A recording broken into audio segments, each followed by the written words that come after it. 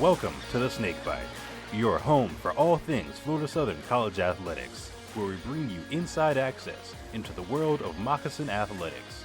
Here are your hosts, Andrew Polling and George Donnelly. Good afternoon and welcome to the Snakebite. Alongside George Donnelly, I'm Andrew Polling, and here's what the Mocs have been up to. Following 6 scheduling postponements, the men's basketball team made their highly anticipated debut on Saturday in a 92-77 victory against Palm Beach Atlantic. Brandon Carroll scored a career-high 32 points, while reigning Sunshine State Conference Defensive Player of the Year, Jalen Hinton, had 12 points and 11 rebounds to go along with 6 blocks, giving him 101 career blocks at FSC in just 29 career games.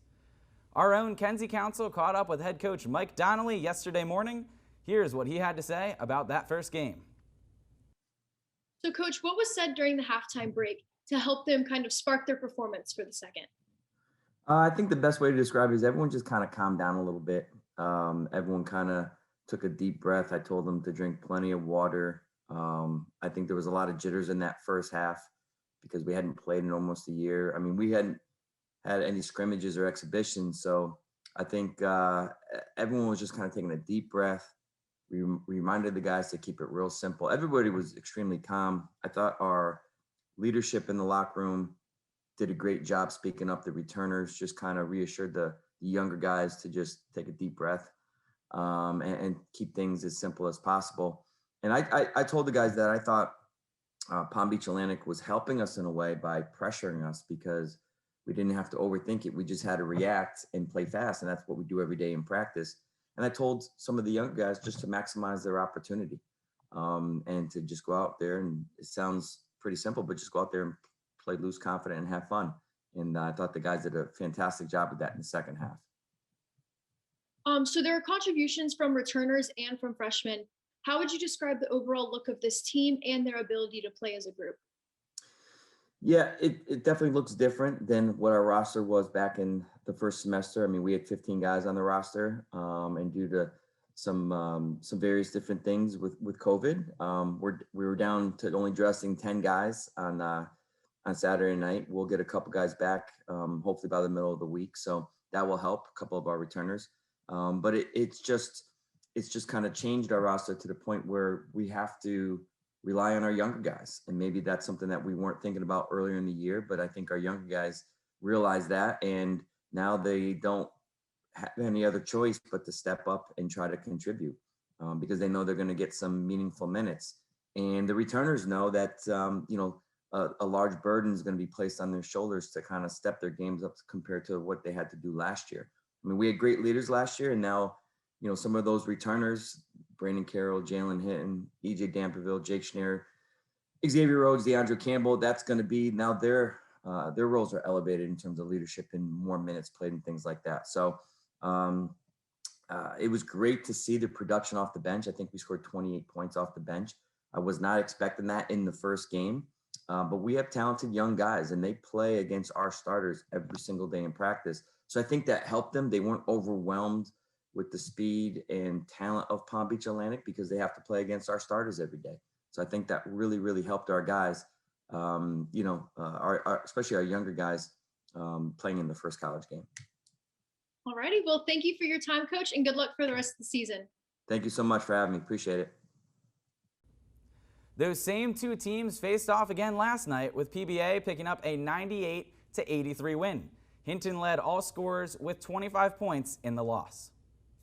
On the women's side, the Mocs improved to 2-2 following their win on Saturday against PBA. Senior Julia Jenicky made her season debut and led all scorers with 17 points. Mackenzie Steele scored in double figures for the 4th time in as many games, while Ashley Schell added a game-high 9 rebounds. FSC committed just 11 turnovers while forcing 22 as a team. The women return to action tomorrow at 5 o'clock as they take on St. Leo here at the Streamline Sail Arena. Now, Andrew, can we dive a little bit deeper into the start of the men's season and their opener? So it was a slow start. The first couple minutes of the game were, a little sloppy. Things were a little poor on the communication effort, but they really picked up. They were trailing by 5 at the half, and then in the second half, they outscored PBA by 20 winning the game by 15 there. Brandon Carroll with a career-high 32 points. He's a name you're going to hear a lot of this year. He wasn't the primary scorer last year with some of the seniors that they had, like Brett Hansen and Jack Roush, but Brandon Carroll is poised to really step up this year and become that primary scoring option. Freshmen Wes Bongiorni and Trey Jones both had a couple big shots in that game. The big factor between the two halves was the three-point shooting. They were 1 of 12 in the first half, 8 of 10 in the second half. They were 24 of 29 shooting as a team in that second half. So as you heard what Coach said, just getting everyone to calm down in the locker room in that halftime break really made all the difference in the world.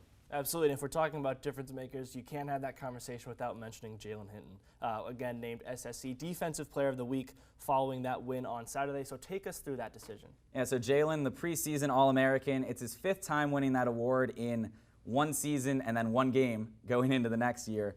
He's got 192 blocks between the two schools. That's over 93 career college games. He is as premier a defensive player as you will see at the D2 level. There's nobody better. Absolutely. Now let's transition over to the women's side. What went down in their matchup?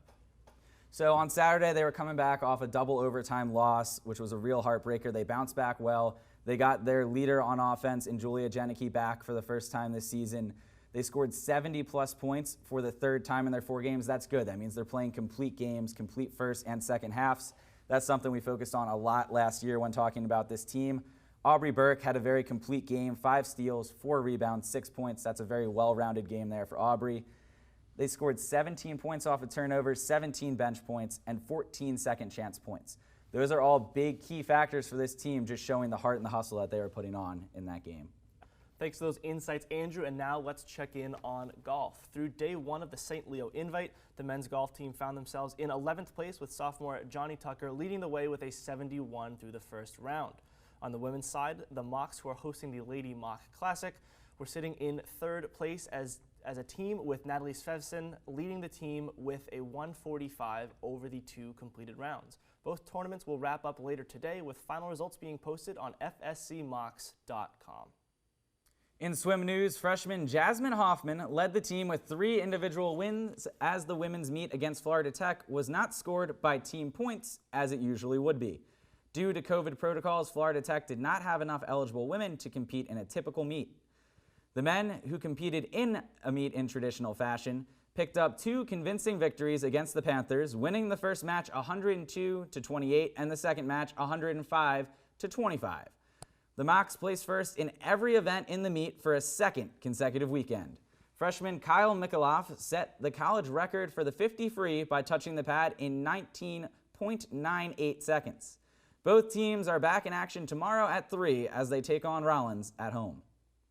In track news, Isabel Guerra set the college record with a time of 10 minutes and 21.85 seconds in the 3,000-meter race, while Alana Gall took first place in the 1,500-meter with a time of 4 minutes and 56.32 seconds against Embry Riddle. On the men's side, Josh Wagner picked up a pair of wins in the 1,500 and 3,000-meter races. His time of 8 minutes, 28.19 seconds in the 3,000 also set a school record. Alex Guy picked up a victory in the 1,000-meter race, finishing with a time of 2 minutes and 35.77 seconds. The next track event is scheduled for March 6th, as the athletes will be competing in the cross-country SSC Championship event this Saturday. With both cross-country teams and track teams competing in the same semester due to COVID, the runners have an intense schedule of events as some of the athletes compete in both sports. That is all for us this week at the Snakebite. I'm George Connolly alongside Andrew Pauling. Thanks for tuning in, and we'll see you next week at 5.